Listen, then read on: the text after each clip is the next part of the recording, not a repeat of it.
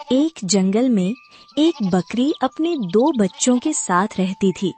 बकरी अपने बच्चों के भविष्य के बारे में बहुत ज्यादा चिंतित रहती थी। उसे डर रहता था कि वो जब खाना लेने जाएगी तो कोई खूंखार जंगली जानवर उसके बच्चों का शिकार न कर ले।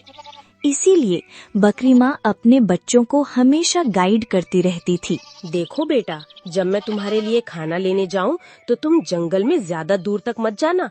ये जंगल बहुत घना है और इसमें विभिन्न प्रकार के जंगली जानवर रहते हैं, जो शाकाहारी भी होते हैं और कुछ मांसाहारी भी होते हैं।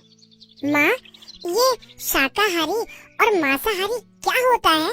बेटा, शाकाहारी वो होता है जो हरी हरी घास और फल खाते हैं, और मांसाहारी वो होता है जो हम जैसे मासूम जानवरों को मारकर उनका मांस खाता है।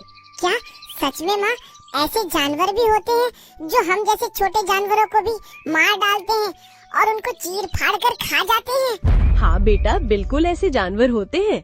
इसीलिए तो मैं कहती हूँ तुमसे, जब मैं खाना लेने जाऊँ तो सावधानी बरतना। अच्छा, अब मैं खाना लेने जाने के लिए लेट हो रही हूँ। शाम को मिलते हैं बेटा, अपना ख्याल रखना। और इतना बोलकर बकरी जंगल में घास लेने के लिए चली जाती है। और वो जब खाना लेकर अपने घर वापस आती है तो उसको अपना छोटा बेटा नहीं मिलता है। वो बहुत ज्यादा चिंतित हो जाती है। अरे बेटा, तेरा छोटा भाई कहाँ है? वो दिखाई नहीं दे रहा है। कहाँ गया है वो? मैंने उसको रोकने की बहुत कोशिश की, लेकिन वो नहीं रुका। वो जंगल में गया है। जंगल में गया है? लेकिन जंगल क्यों गया है? उसको पता नहीं जंगल में कितना खतरा होता है। वो कह रहा था कि माँ हमसे झूठ बोलती है। जंगल में कोई भी ऐसा जानवर नहीं है जो दूसरे जानवरों को मार कर खाता हो। इसलिए वो ऐसे जानवरों को देखने के लिए गया है जो दूसरे जानवरों को मार कर खाते हो। सच में मेरे बच्चे इतने मूर्ख निकलेंगे, मुझको पता नहीं था। देखो बेटा, मैं तुम्हारे छोटे भाई को जंगल से वापस लेने जा रही हूँ। तुम अपना ख्याल रखना और तुम यहाँ से कहीं भी मत जाना। मैं तुम्हारे भाई को लेकर जल्द ही लौटूंगी। बकरी अपने बच्चे को ढूंढने के लिए चली जाती है। बकरी ने देखा कि उसके बच्चे को भालू के 2 छोटे छोटे बच्चों ने घेर रखा है। भैया, मम्मा ने बोला था कि हम पहले छोटे जानवरों का शिकार करेंगे जो हमारी उम्र के बराबर हों। देखो, हमको आज शिकार मिल गया जो हमारी उम्र का है। क्यों ना हम इसको अपना शिकार बना ले? हाँ छोटे, तुम बिल्कुल ठीक कहते हो। हमको शिकार करने की शुरुआत पहले छोटे जानवरों से ही की जाएगी। बस, तुम्हारी शिकार करने की प्रैक्टिस हो गई हो तो मेरे बच्चे को मेरे पास आने दो, वरना मैं अपने तेज धारदार सींगों से तुमको परलोक भेज दूंगी। फिर वहाँ पर तुम अपने शिकार की प्रैक्टिस करना। बकरी के इतना बोलते ही भालू के दोनों छोटे छोटे बच्चे 9-2-11 हो गए और बकरी अपने छोटे बच्चों को लेकर घर की ओर आने लगती है।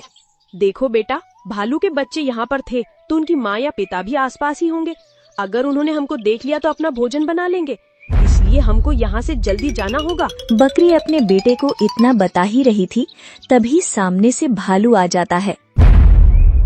अरे वाह, आज तो एक के साथ एक फ्री। आज तो मेरी बीवी मुझसे बहुत ज्यादा खुश हो जाएगी। ये तो आप बहुत गलत सोच रहे हो भालूराज। अगर आपने हमारा शिकार कर लिया तो आपकी बीवी आपसे खुश नहीं होगी। वो आपकी बेवकूफी से बहुत दुखी हो जाएगी। मुझसे दुखी हो जाएगी? तुम कहना क्या चाहती हो? साफ साफ कहो। देखो भालूराज, जो आपकी बीवी है वो हमारे जंगल के राजा की मुंह बोली बेटी है।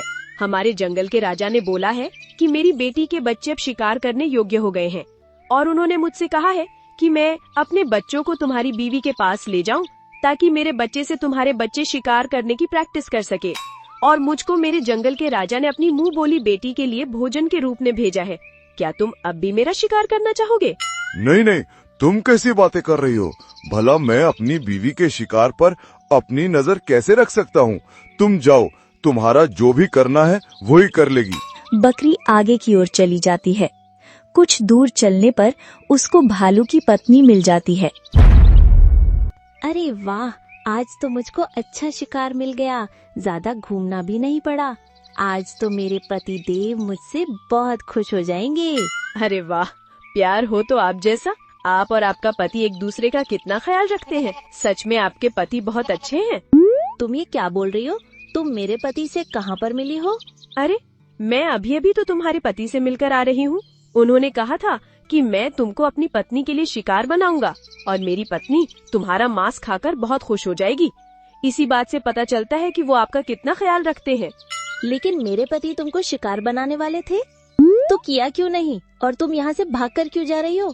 अरे मैं भागकर इसलिए जा रही हूँ कि क्योंकि उन्होंने बोला था कि मेरी पत्नी को बदबू वाला खाना बिल्कुल भी पसंद नहीं है। तुम जाओ और तुम नदी में अच्छे से नहा कर आओ।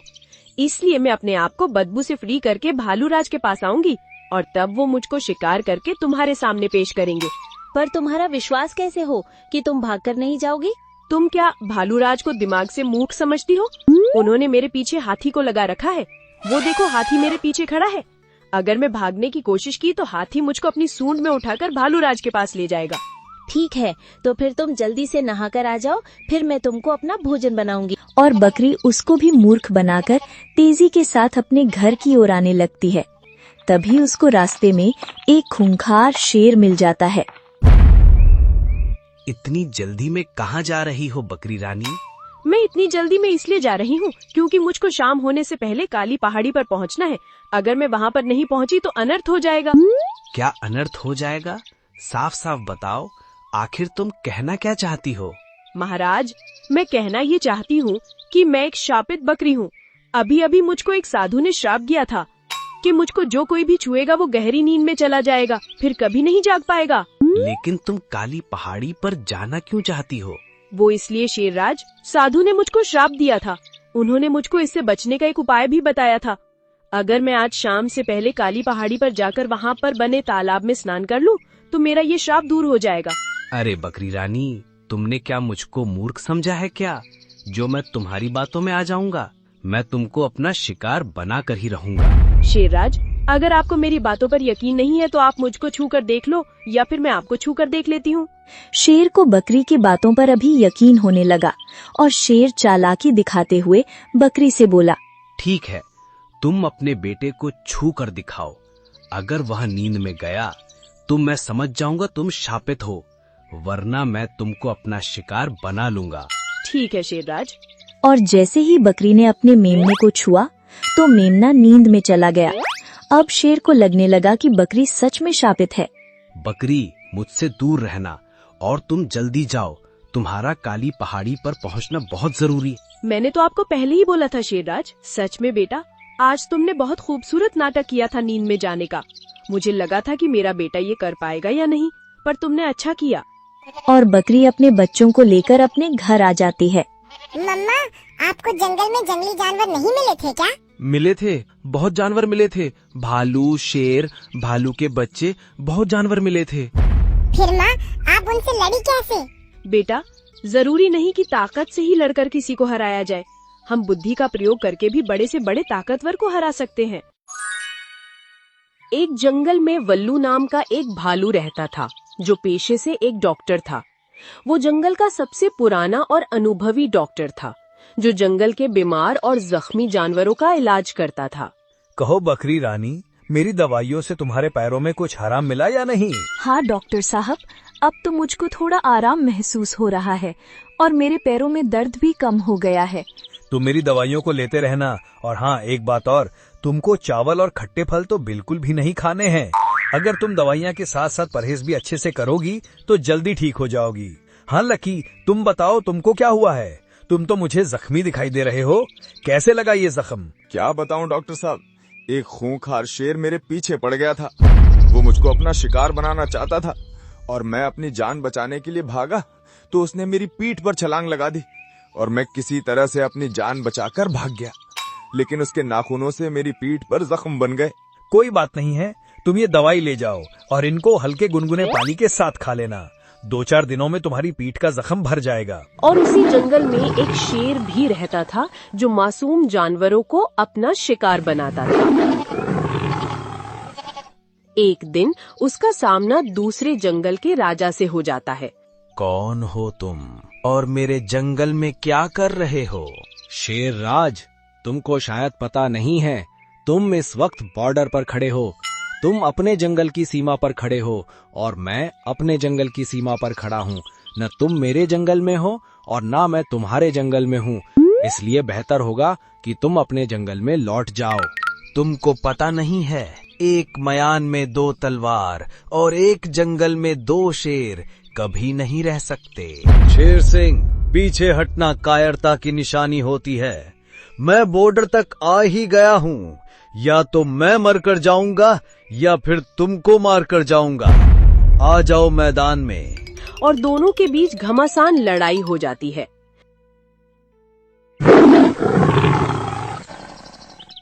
और शेर सिंह शेर राज को बुरी तरह से घायल कर देता है और वो अपनी जान बचाकर अपने जंगल में लौट जाता है।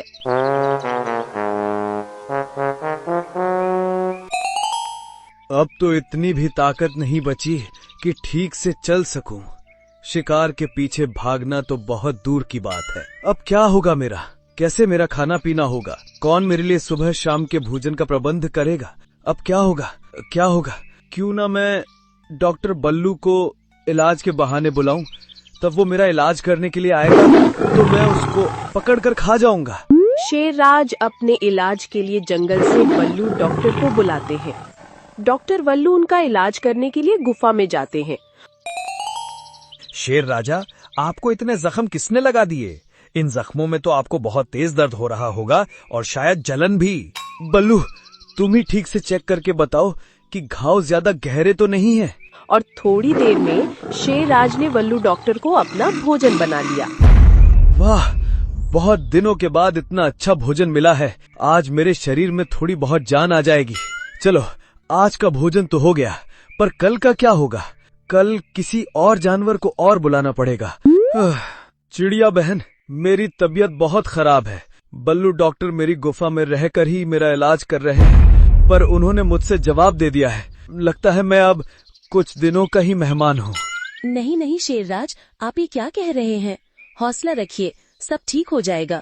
नहीं चिड़िया बहन, अब तो मेरे सारे हौसले पस्त हो गए हैं। अब तो मेरी एक अंतिम इच्छा बची है। अगर तुम पूरी कर दो तो मैं चैन से मर सकूं। कैसी अंतिम इच्छा शेरराज? मैं अपनी सारी प्रजा के दर्शन करना चाहता हूँ। अगर तुम सारे जानवरों तक मेरी अंतिम इच्छा पहुँचा दो तो। चिड़िया को उस बीमार जख्मी शेर पर तरस आ जाता है और वो उसकी अंतिम इच्छा पूरे जंगल के जानवरों तक फैला देती है। चिड़िया की बात सुनकर सारे जानवर आपस में बातें करते हैं। सच कहा है किसी ने, मरते मरते जीव को बहुत पछतावा होता है। फिर ये तो हमारे राजा हैं। हाँ, हमको शेरराज का हालचाल पूछने अवश्य जाना चाहिए। कल को ये बीमारी से ठीक हो गए तो कम से कम हमारा शिकार तो नहीं करेंगे। सोचेंगे कि हम उनको उनकी जख्मी हालत में उनको देखने आए थे। और इसी लालच में सबसे पहले मेमना शेरराज का हालचाल जानने के लिए जाता है। और जैसे ही वो गुफा के मुहाने पर पहुंचकर मेमने ने आवाज लगाई, अरे शेरराज, कहाँ पे हो? गुफा में काफी अंधेरा है, कुछ दिखाई नहीं दे रहा है।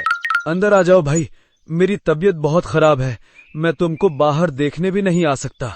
अरे शेरराज, आपको बाहर आने की कोई आवश्यकता नहीं है। मैं आपसे मिलने ही तो आया हूँ। लगे हाथ मैं बल्लू डॉक्टर से भी मिल लूंगा।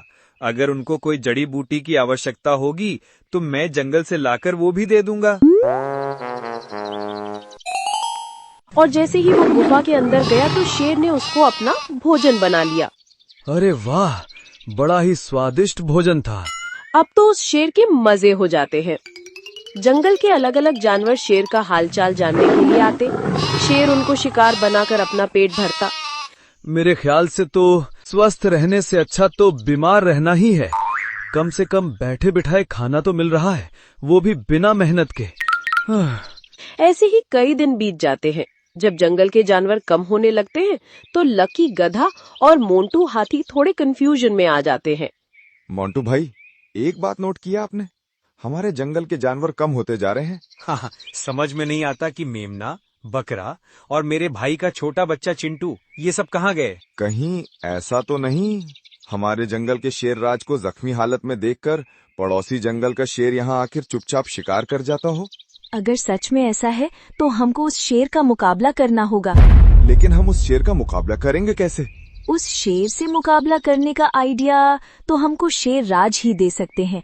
मुझको शेर राज के पास जाना होगा। वैसे भी वो जब से जख्मी हुए हैं मैं उनका हालचाल जानने के लिए भी नहीं गई हूँ। तो प्लीज जल्दी जाओ और जल्दी जाकर पूछ कर आओ ना, इससे पहले हमारा शिकार हो जाए। और शेर राज से हालचाल पूछने के बहाने वो बकरी शेर का मुकाबला करने के लिए शेर राज से आइडिया लेने के लिए जाती है कि पड़ोस के जंगल का शेर हमारे जंगल में आए तो कैसे उसको मारा जा सकता है। जब बकरी वहाँ पर पहुँचती है तो उसको वहाँ पर कुछ अजीब सा लगता है और वो शेर राज को आवाज भी लगाती है। शेर राज, ओ शेर राज। आज तो चलकर बकरी आई है हालचाल जानने। मैं तो बहुत जख्मी हूँ बकरी रानी। बल्लू डॉक्टर मेरा इलाज कर रहे हैं। कई जानवर मुझसे मिलकर गए, मेरा हालचाल जान कर गए। बस तुमने आने में बहुत देर कर दी बकरी रानी। मुझको तुम्हारी बहुत याद आ रही थी। आ जाओ, पता नहीं कब मेरा बुलावा आ जाए। कम से कम अंतिम बार तुमको देख तो लूं। जी शेर राज, अभी अंदर आ रही हूँ। क्या हुआ बकरी रानी, तुमने अंदर आने में बहुत देर कर दी। शेर राज, मुझको क्या तुमने और जानवरों की तरह बेवकूफ समझा है जो तुम्हारा हाल चाल पूछने के चक्कर में मैं अपनी जान गंवा दूं? क्या बात कर रही हो बकरी रानी, मैं तो बहुत जख्मी हालत में पड़ा हूँ। मैं देख रही हूँ यहाँ पर बल्लू डॉक्टर और कई जानवरों के पैरों के निशान अंदर जाने के तो हैं, लेकिन बाहर आने के नहीं हैं। इसका मतलब वो बाहर नहीं आ पाए। तुमने उनका शिकार कर लिया। बेचारे तुम्हारा हालचाल पूछने के चक्कर में अपनी जान गंवा बैठे। पर मैं तुम्हारे हाथ आने वाली नहीं हूँ और ना ही आज के बाद किसी जानवर को तुम्हारा शिकार बनने दूंगी। और ये बात पूरे जंगल में फैल जाती है। उसके बाद से कोई भी शेर का हालचाल पूछने के लिए उसकी गुफा पर नहीं जाता। धीरे धीरे शेर बीमार और ज्यादा बीमार हो जाता है। एक दिन वो अपनी आखिरी सांस लेते हुए बुरी तरह से तड़प रहा होता है। तब सभी जानवर उसकी गुफा के मुहाने पर उसको देखने आते हैं। वो पश्चाताप करते हुए कहता है, मुझे माफ करना मेरे जंगल वासियों, आज मेरी समझ में आ गया है। अगर मैंने तुमसे चालाकी नहीं की होती तो शायद तुम लोग मेरा ख्याल करके मेरी जिंदगी बचा लेते। मुझे कहते हुए शेर की वहीं पर मृत्यु हो जाती है। इस तरह से बकरी के चतुराई से जंगल के भोले भाले जानवरों की जान बच जाती है।